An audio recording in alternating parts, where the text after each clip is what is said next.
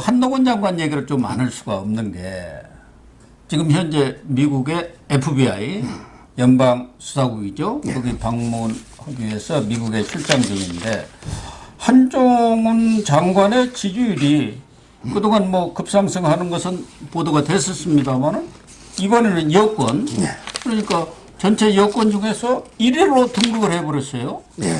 그렇죠. 예, 그렇습니다. 이게 이제 아주 따끈따끈하게 나온 여론조사거든요. 지금 이게 리서치 뷰가인 거죠? 예, 예. 리서치 뷰가요. 6월 28일부터 30일 예. 조사를 했는데 지금 이제 그 우리 범보수 있잖아요. 예. 보수의 그 1위가 공동 1위입니다. 오세훈하고 한동훈이가 15. 예. 오세훈, 한동훈 15. 예. 그 다음에 그 홍준표가 12. 예. 홍준표 12. 만만치 그 다음에 않아요. 그 유승민이가 9. 예. 안철수가 8. 어. 그 다음에 그 뭐 이상한 이준석이가 6대 있어요. 6. 그 다음에 그 원희룡이가 4. 이렇게 그 놓고 있는데 상당히 그 한동훈이가 지금 이게 거의 2등 정도 달렸었죠. 원래 최근에 오세훈 시장 다음으로. 근데 이번에 조사에서는 오세훈 시장과 공동 1위를 한 아주 그 인기가 상당히 지금 치솟고 있는 상황입니다. 그러니까 한동훈 장관이 여론조사에 처음 나온 게 한국갤럽에서 예. 6월 7일에서 9일까지 예. 이렇게 조사했는데 그때는 4%가 나왔습니다. 그때 1위는 이제 이재명이었고 예. 여권만 보면 오세훈 10, 안철수 6, 홍준표 5, 예. 한동훈 4, 저쪽에서 김동연도 4. 그런데 4%에서 시작했어요. 예. 전에도 얘기했지만 윤석열은 1%에서 시작했습니다. 예. 어마어마한 차이가 있는 겁니다. 예. 그리고 RN서치가 6월 11일에서 13일 예. 이때 조사한 것 보면 그때는 이제 4위에서 2위로 뛰어오릅니다. 오세훈 23.9 그때도 이제 이재명이가 좀 앞섭니다. 거기는 이재명뿐이 없으니까 이쪽은 뭐 사람이 많고 그렇죠. 그 다음에 한동훈이 15.1 그러니까 이번에 15% 나왔지 않습니까? 지금 한동훈이 두 자릿수를 넘어서 15%로 딱 굳어졌어요 벌써. 근데 조금 있으면 20% 넘어설 가능성도 있어요. 그러니까 한동훈으로서는 뭐 급상승한 거죠. 4위에서 2위에서 1위로 공동 1위지만 이렇게 지금 올라가 버린 것 아닙니까? 이게 무슨 일이에요? 왜 그러는 거예요? 지금요. 결국은 이제 그 저는 뭐 한동훈이가요. 상당히 그 정치 지도자로서 자질이 있어요. 아, 똑똑하면서도 자질이 있어요. 제가 이제 보통 그 조선 제일검이다. 제일 겁니다. 조선의 제일검은 검객 칼잡이다. 조선 제일검이라고 그러잖아요. 근데 저는 조선 제일검 플러스 조선 제일혀까지 가지고 있다. 혀. 조선 제일혀 이야기를 했잖아요. 예. 왜냐하면 이게 말도 잘하는 거예요. 예. 옛날에 윤석열 대통령도 나는 사람에게 충성하지 않습니다. 총장은 장관의 부하가 아닙니다. 또는 이게 부패 완판 이렇게 그 말 한마디로 지지율이 뚝뚝 올랐죠. 이게 한동훈도 그게 비슷한 게 있어요. 그러니까 조선 제일검과 조선 제일혀를 가지고 있고 그리고 이게 무엇보다 그 신은 서판이거든요. 우리나라 이게 동양에서 지도자는 몸, 신, 은, 말, 서, 글. 그 다음에 이 판단력. 신은 서판이잖아. 근데 한동훈이가 좀 이게 그 신 있잖아요.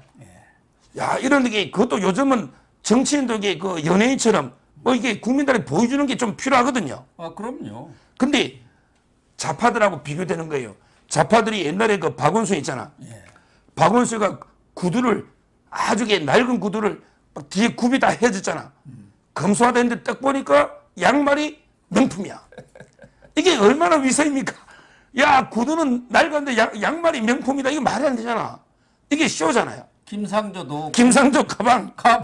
문재인하고 그 가방 놓고 사진까지 찍어갖고 언론 플레이까지 했지 않습니까? 그러니까요. 30년을 이 헌 가방 쓸 정도로 이렇게 청렴한 공무원이다. 한마디로 이게 이 사람들은 쇼고 과도한 검소함? 쇼라고 봐요, 쇼. 네. 근데 한동훈은 그게 아니고 꾸민 듯한 그럼에도 이게 꾸미지 않은 듯한 또 이게 자세히 보면 제대로 꾸민 이런 이게 상당히 그 감각이 있어요. 뭐 그러니까요. 패션이든 안경이든 모든 게 그러니까 오시든 팬덤이 형성이 돼버리고 한동훈이가 뭐 입고 들고 하면은 그게 완판이 되지 않습니까? 그러니까 특히 침식할 때 뿌리 깊은 나무는 바람이 안 흔들린다는 용별천과 넥타이 같은 거 있잖아요. 예. 이런 게 신 있고 그다음에 말도 마찬가지예요. 검찰을 두려워할 자는 오직 범죄자뿐이다. 이런 말 있잖아요. 야반도주. 뭐 그러니까 이런 식으로 이게 딱 단어 이런 것도 이게 뛰어나고요. 예, 그다음에 검수완박은 검수완박이나 이런 거 논리적으로 이게 반박하는 거 보면 상당히 판단력이나 글 솜씨 뛰어납니다. 그러다 보니까 이게 팬덤이 형성되면서 지지율이 상당히 떠고 있는 게 아닌가. 따라서 저는 뭐 차기 중요한 지도자다. 최소한 이게 이준석이는 전부 거짓말이거든요. 한동훈 제가 아는 한동훈 저렇게 많이 싸우고 사이도 안 좋았지만 최소한 이게 한동훈은 거짓말하는 사람은 아니에요. 거짓말하는. 저는 그게 이준석과 차이라 봐요. 거짓말을 하면은 그걸로 끝납니다. 그래서 김종인 전 비대위원장 이번은 늘 킹메이커 역할만 한다고 하는데 이번에는 킹메이커 역할도 못했죠. 윤석열 대통령이 딱 절연하면서 혼자 플레이해도 이겨버렸지 않습니까? 대통령이 됐어요. 그런데 어쨌든 4일자 중앙일보하고 인터뷰를 했는데 차세대 대권 주자군 후보군으로 오세훈, 안철수, 한동훈을 세 사람을 딱 걸어냈더라고요. 그리고 한동훈은 별의 순간을 잡을 수도 있다.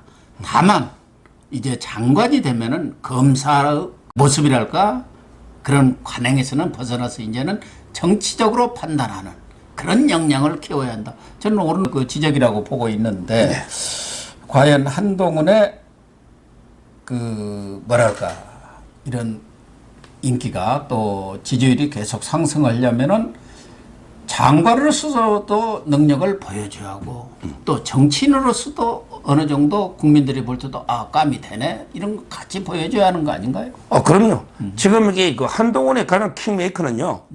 저는 미국이라 봐요. 미국의 FBI 그분이 윤석열을 점 찍었던 거예요. 그때 이미 문재인 때. 그래가지고 그때 FBI 수장이 왔었지 않습니까? 그러니까. 그때도 말이 많았어요. 이번에도 저는 미국에 한 선보러 갔다는 미국 얘기가 있습니다. FBI는 이게 미국 정부에서도 한동훈을 유심히 지켜보고 있는 그런 거고요. 그다음에 물론 이게 정치하고 이제 검찰은 틀립니다. 그렇죠. 항상 검찰은 이게 너무 이제 제1념냐 흑백 딱이 일도 양단 자르는 이런 게 있지만 정치는 타협의 예술이잖아요. 그 점에서는 이제 한동훈도 조금 이게 변화 이런 거는 이게 필요할 걸로 보이고요.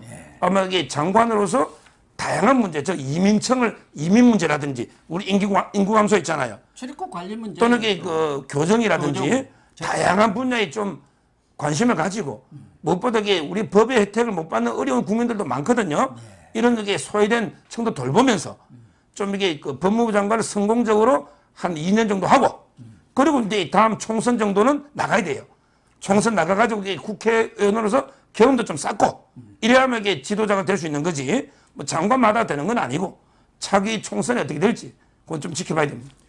그러니까 전에 서초 을이죠. 거기 보선 때도 한때 한동훈 당시는 이제 검사장이었습니다만 그 연수위원으로 있었는데 뭐 출마설도 있었는데 안 나왔어요.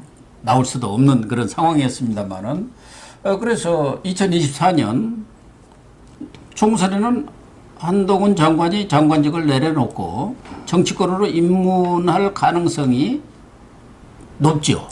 높아요. 윤석열 대통령은 정치 입문이 조금 늦었지 않습니까? 뭐 어쩔 수 없었지만 그렇기 때문에 애를 많이 먹었어요. 또 뿌리가 없으니까 거기에 또 이준석이가 또아리 틀고 앉아가지고 오는 거 자꾸 밀어내고 하다 보니까 또 입당 과정에서부터 서로 싸우고 뭐 그런 불미스러운 일들이 있었지 않습니까? 그러나 한동훈은 딱 2024년 총선에 출마해갖고 국회에 입성을 하면은 정치권에 입성하면은 나름대로 얼마든지 2027년까지 시간이 많이 남아있지 않습니까? 그럼요.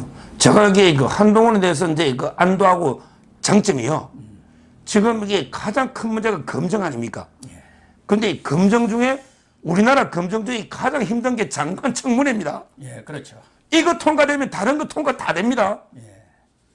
이 얼마나 장관 청문회 할 때 20년 전에 30년 전에 카드 내역까지 다 보잖아요. 근데 한동훈이 무난하게 통과했잖아요. 저는 지금 가장 문제가 이재명하고 이준석이 있죠. 한 번도 검증 거친 적이 없어요. 자, 이재명이가 장관 한번 했습니까? 장관했으면 이게 청문회 저는 낙마했다 봅니다. 어떻게 청문회 통과돼? 당연하죠. 이재명이는 그냥 성남시장 도지사 대통령 선거만 노니까 검증을 안 거친 거예요. 그러니까 이게 비리투성이고 범죄투성인 거죠.